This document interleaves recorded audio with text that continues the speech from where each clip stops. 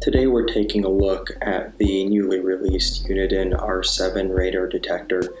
This is their new model that features directional arrows to show you where the radar threat is coming from.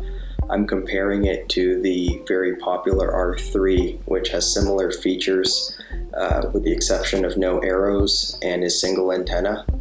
Right now you can see that the R7 is quite a bit larger than the R3. I've also noticed that the mounting clips are a little bit different they're the same width, but it's a little bit longer on the R7. Another change is that the mark and mute buttons have been moved to the side away from the top, and the power plug is moved onto the right side of the unit away from the left side where it was on the R3. Size-wise, the R7 is a little bit bigger to accommodate the larger display, but ultimately it's not a significant change. It's, in my opinion, a much nicer looking unit, and it looks quite a bit more modern.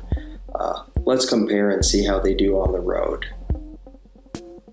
Alright, so this is my first test, and I received a lot of feedback that the R3 was pointing upwards, but more importantly that I shouldn't test the two detectors next to each other. So I redid the tests individually. Let's start off here with the R3. For both of the tests, I was 1.5 miles away from a radar sign that will trip KA. Keep an eye on the R3 and you'll see that it's going to trigger KA, and on the R3 I was 0.8 miles away from the target. There you go, you can see it, KA. I had reset my odometer at the same point, and that was at 0.8 miles away for the R3. Now we're testing the R7, same test, same lane. I did these one right after the other. There are going to be variables such as traffic and other things that are out of my control. For this test, surprisingly for the R7, it actually picked up the radar a little bit later. So it picked it up at 0.7 miles away as opposed to the 0.8 miles for the R3.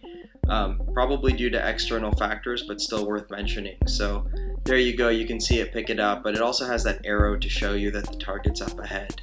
So ultimately, when testing them side by side, the R7 does have the advantage of the arrows, but the R3 appears to have the same, if not slightly better sensitivity, maybe due to firmware or other variables, but the two seem extremely close to each other. So if you're just looking for maximum range, either one appears to do the trick, while the R7 does have the arrows and does claim to have the radar abilities in both directions. Thank you.